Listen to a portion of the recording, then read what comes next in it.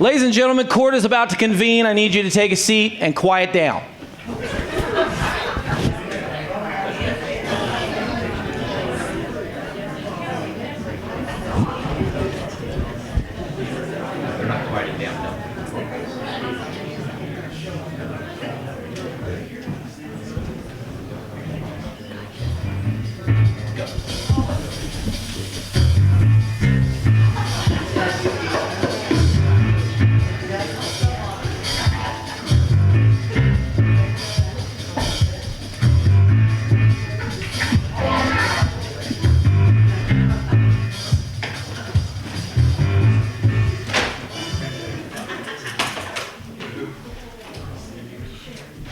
All rise for the Honorable Judge Judy.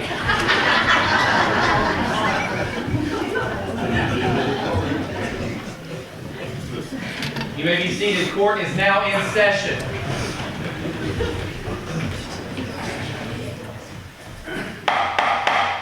This court has convened to investigate an alleged theft.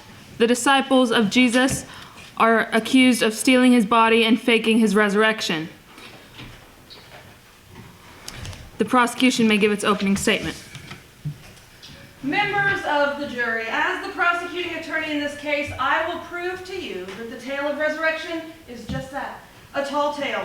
I will show you, the jury, evidence that Jesus' followers stole the body and made up this whole story about him raising from the dead. Their story is a lie. Besides the fact that resurrection is completely impossible, their testimonies are contradictory. Jurors, I will prove to you that this resurrection is a myth.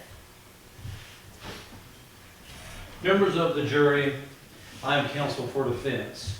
I will demonstrate my client's innocence completely of all the charges. Listen carefully. When the witnesses testify truthfully, you should hear a difference in their stories. If they testify truthfully, you will expect to hear those in their testimonies. If everyone told the same story, that would be a clue that they had agreed on a canned story. But if they tell the same story with slight differences, that would be a sign that they told the truth from their point of view. That's exactly what you'll hear here today, is true witnesses. And why should anybody be surprised if God raises somebody from the dead? He raised Jesus from the dead, and I will demonstrate that for the court today. Your Honor, I call my first witness, Matthew.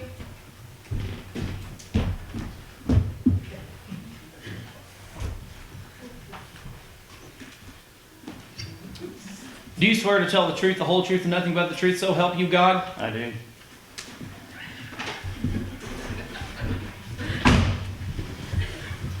Mr. Matthew, would you describe what happened on the morning of the alleged resurrection? Well, it was first light, day was breaking, and it was the day after, or the Sabbath was over. Mary Magdalene and the other Mary, they decided they'd go to the tomb where Jesus had been laid. All of a sudden there was an earthquake, and an angel came down from heaven, rolled away the stone, sat on it. The guards that were there were just terrified. They fell to the ground like they were dead. Well, the angel told the women, "Do not be afraid. Jesus, who you've come to see, is no longer here. He's been raised just like he said. Come and see the place where he was laying. And go tell his disciples that Jesus is raised from the dead, and he'll meet up with them in Galilee." The women ran off, just terrified, mixture of fear and joy to go tell the disciples exactly what had happened, when suddenly there was Jesus along the way. They came to him, they bowed at his feet. Jesus said, "Do not be afraid, but go tell my brethren to meet me in Galilee." And did anyone believe this story of yours? Oh, lots of people refused to believe it. The guards, once they woke up, they ran into the city, met up with the chief priest, told him exactly what had happened. They convened a special meeting with the elders. They decided to have the soldiers make up a story about how the disciples had stole the body while they were sleeping. The guards got paid off. and they're still spreading that story. No further questions. Mr. Matthew, in your opinion, what happened to the body of Jesus? Well, Jesus rose from the dead. No further questions, Your Honor. Call your next witness. Your Honor, I call Mark to the stand.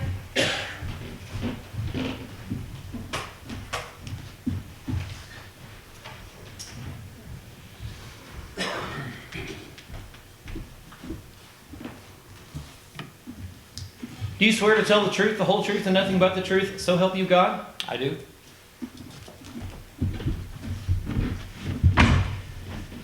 Mr. Mark, would you describe what happened on the morning of the alleged resurrection?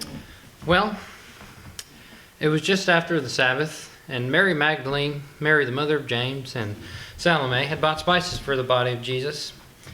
They were on the way to the tomb, and it was just after sunup, and they were talking amongst themselves, asking and saying who would they get to roll the stone away for them. And when they got to the tomb, they had realized that the stone had already, in fact, been rolled away, even though it's large size. And so the women went to the tomb, and they had seen a man there standing in white and on the right, and they were amazed. The man told them not to be amazed, that they were looking for Jesus who had been crucified, that he wasn't there, that he had rose. He told them to go back and tell the disciples and Peter that he would meet them in Galilee, just as he had told them. And the women then ran out of the tomb because they were afraid, and they didn't tell anyone because fear had overcome them. So let me stop you right there. Matthew said the women reported back to the disciples, but you said they were too scared to tell anyone. Sounds like we have a contradiction. Are you suggesting Matthew lied? Objection. Witness cannot speculate on the truthfulness of another witness. I'll withdraw the question. No further questions.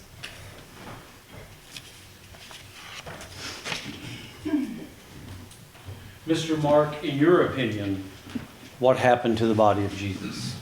Jesus rose from the dead. No further questions.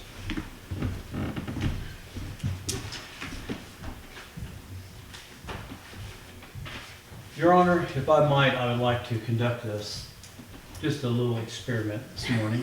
Go ahead. I would like to have Janie Berry and Colton, I would like for you guys to just step outside. Willie will see you out there at the door. And then we'll come back after you in about 5 minutes. Thank you. That's all. That's all for now. Prosecution may call the next witness. I call Luke to the stand.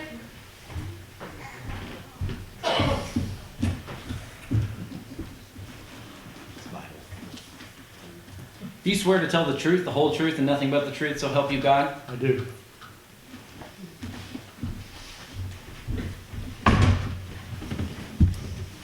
Mr. Luke, would you describe what happened on the morning of the alleged resurrection, please?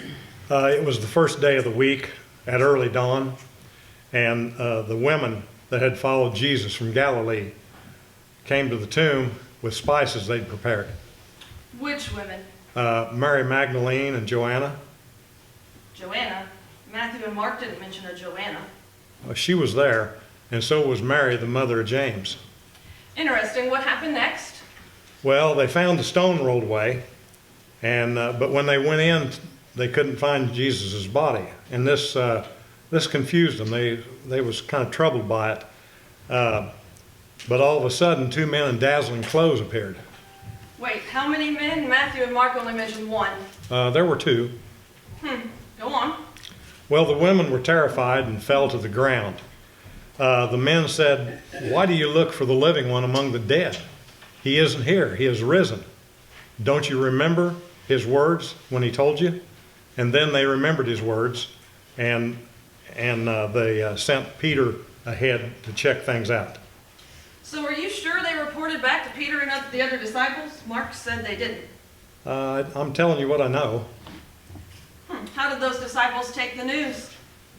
They didn't believe it. They thought it was nonsense.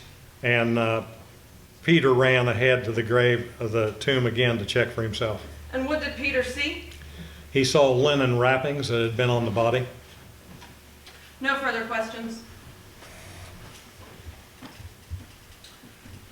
Mr. Luke, in your opinion, what happened to the body of Jesus? Jesus rose from the dead. No further questions. Prosecution may call the next witness. Call Mary Magdalene to the stand.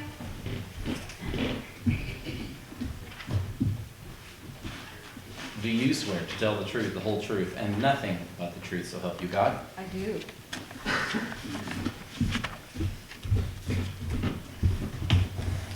Ms. Magdalene, where were you on the morning of the alleged resurrection? I had went to the tomb while it was still dark. Are you sure it was dark? Mark said the sun was up. It was before sunup. What happened when you got to the tomb?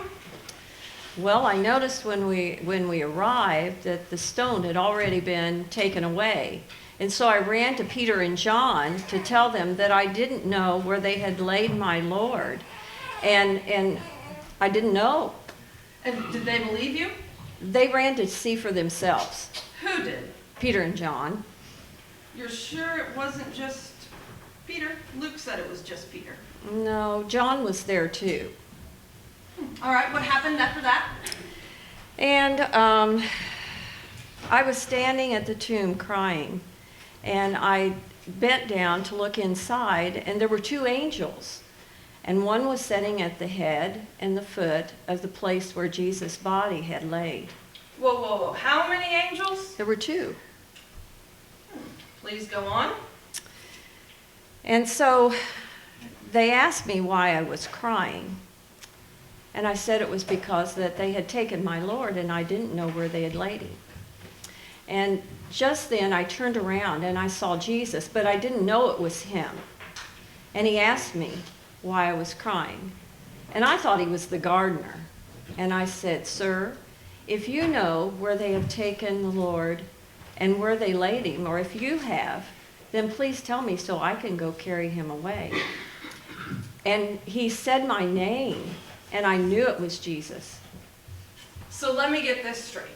You're crying, and through your tears, you thought you saw Jesus. I saw Jesus. I grabbed a hold of him, and he said, "Stop clinging to me, for I have not yet ascended to my Father."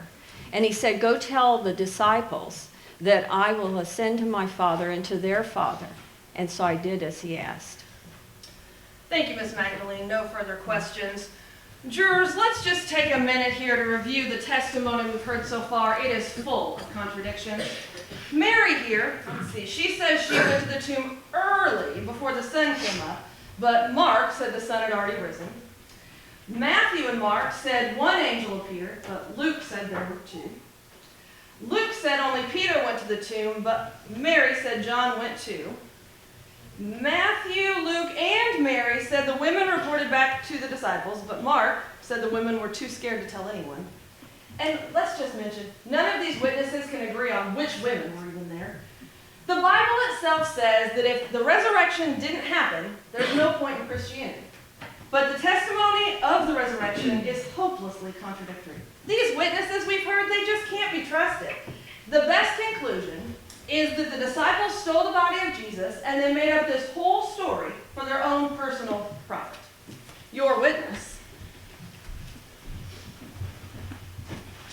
Ms. Magdalene, in your opinion, what happened to the body of Jesus? Jesus rose from the dead. I saw him. No further questions. Okay, according to my notes, the prosecution has accused our witnesses of contradicting each other. Let's look a little more closely. Mary said it was dark, but she went to the tomb. Mark said that the sun had risen. This makes perfect sense. It does. Of course, the women had to walk from Bethany or Jerusalem. It would have taken some time, but they left before first light and got there after sunup. Very clever. Explain the rest. Well, two angels appeared. Matthew and Mark only noticed the one who spoke. As for the women, no account lists every single woman involved, but that's not a contradiction, just a difference. Each witness mentions the women who are important to this account. Some women ran away in fright after they saw the angels, but some, Mary, we know, went and told the disciples. You've given a clever explanation to try and patch up these differences, but you haven't really reconciled them. These testimonies remain hopelessly contradictory. Well, you're right, they are different, but I think it's time for us to finish our experiment. Bailiff, if you would go and get one of the jurors outside. Which one would you like first? Jane. Either. It won't matter.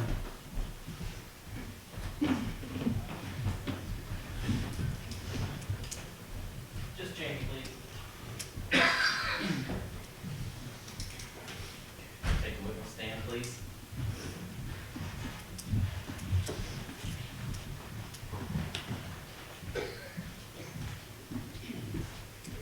Do I have to be sworn in? No.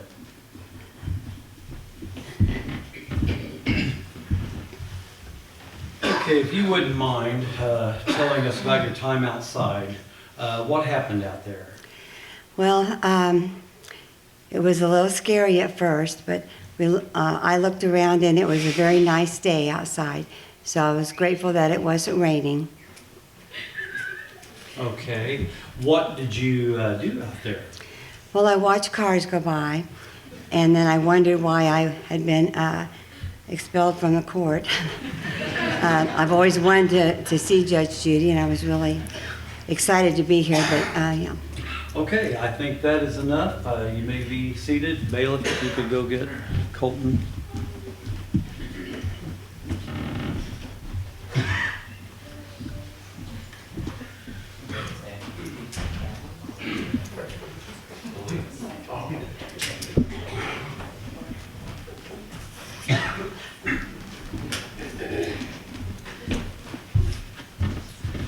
Okay, Colton, tell me a little bit about your time outside. What did you do out there? Took a gander.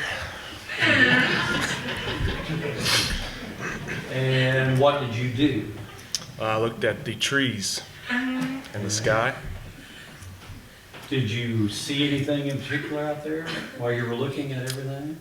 It didn't have to do with the trees or the sky, but I saw a weird, strange bus. Okay. All right. Anything else that you noticed?